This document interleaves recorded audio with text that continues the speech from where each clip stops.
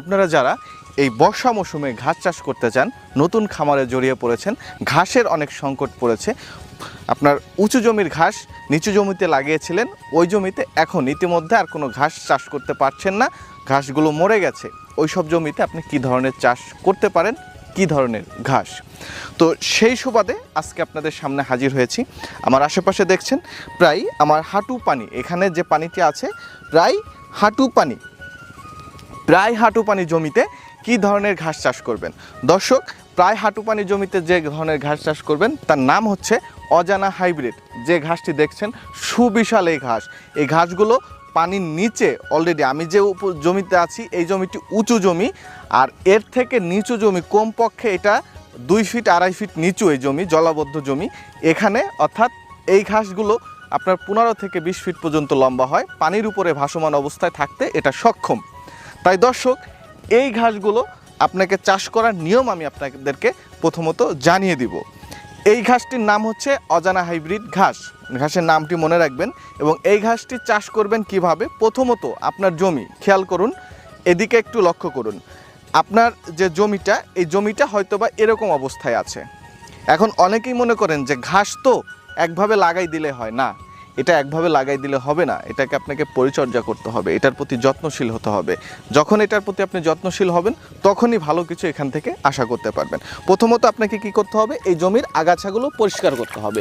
এগুলো সুন্দর মতো করে এভাবে ধরবেন, আপনাকে বেশি লেবার কষ্ট হবে না। যখন পানি থাকবে তখন কিন্তু, পানি থাকা অবস্থায় যখন আপনি চাষ করবেন তখন কিন্তু এই যে খুব সহজেই এটা পরিষ্কার করে ফেলতে পারলেন। একটু খেয়াল করবেন, এটা পানির নিচ থেকে যতটা সম্ভব আপনি কাঁচি দিয়ে করে দিলেন। আপনার সব জমিতে যে এই ধরনের আগাছা থাকবে তা কিন্তু না, আপনার অনেক ধরনের আগাছা থাকতে পারে। এবার আপনি আমাদের কাছ থেকে কাটিং নেবেন। কাটিংটা আপনি কোন মাপে নেবেন, আমরা ফিট হিসাবে সেল করি, অর্থাৎ 1 ফিট 2 ফিট 3 ফিট 4 ফিট পর্যন্ত আমরা কাটিং দিয়ে থাকি। যদি তার থেকেও বড় কাটিং লাগে সেটাও আমরা দিতে পারবো, কোনো সমস্যা নেই। সেক্ষেত্রে আপনাদের আমাদের সাথে যোগাযোগ করতে হবে। এবার আপনি মাপ দিবেন কিভাবে, এটার কিন্তু কোনো গিটের হিসাব না, ফুটের হিসাব। এটা প্রথমত আপনি এইভাবে একটা কাঠি নেবেন, আমি ঘাস দিয়েই দেখাচ্ছি। একটা কাঠি নেবেন, কাঠিটা এইভাবে মাটির ভিতরে একটু ঢুকাই দিবেন। ঢুকাই দেওয়ার পরে এবার ঠিক দেখেন 1 2 3 4 5 4 ইঞ্চির মতো উপর থেকে কাঠিটা কেটে দিবেন। 4 ইঞ্চির উপর থেকে কাঠিটা কেটে দিলেন। এইটা পানি ছোঁয়া আছে গিটটা, আর এইটা পানির একটু উপরে আছে, তার মানে এটা মিস হলেও এটা মিস হওয়ার কোনো সম্ভাবনা নেই, যদিও মিস হবে না। এবার একটু দেখেন, এটা কিন্তু প্রায় 1 গিট ছোঁয়া আপনার কাটিংগুলো লাগানো হয়েছে। এবার কাটিংয়ের মাপটা দেখেন। যদি আপনি আপনার মাপতে হাত দিয়ে মাপলে এটা হবে না, আপনি যে কোনো একটা সেন্টিমিটার মেজারমেন্ট টেপ দিয়ে মাপলে আপনার জন্য বেটার হবে। আমি তারপরেও হাত দিয়ে মেপে দেখাচ্ছি। 1 হাত সমান আমরা বলতে পারি সহজলভ্য ভাষা যে 1.5 ফুট, অর্থাৎ এই কাটিংটা 1.5 ফুট আছে। এবার আমাদেরকে ফোন করবেন যে ভাই আমার 1.5 ফুট সাইজের কাটিং লাগবে। আবার সেটাও যদি আপনি না বোঝেন, জাস্ট আপনার পানির মাপটা দিবেন। মাটি থেকে পানির মাপ আছে কতটুকু, এখানে দেখেন অর্ধেক, অর্থাৎ 1 ফুটেরও কম আছে পানি। যদি 1 ফুট পানি থাকে সেক্ষেত্রে আপনি 1.5 ফুট কাটিং নিলেও হবে। এই কথাগুলো আপনাকে বুঝতে হবে।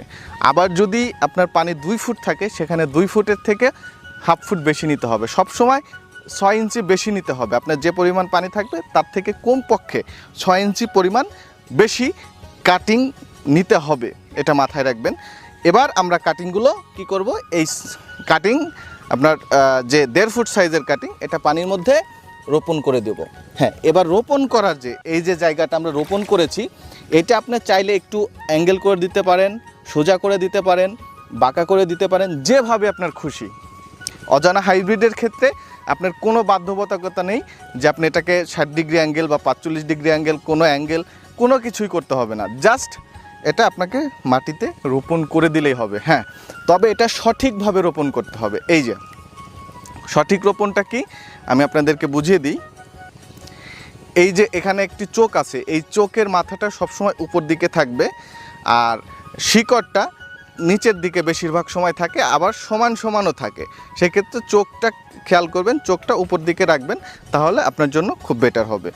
এটাই ছিল দর্শক, আসলেই আমাদের সঙ্গে আপনাদের সময় দেওয়ার জন্য অসংখ্য ধন্যবাদ। আপনারা যদি কারো প্রয়োজন মনে করেন, যদি কারো কাটিং দরকার হয়, সেক্ষেত্রে আমাদের স্ক্রিনে দেওয়া নাম্বারে যোগাযোগ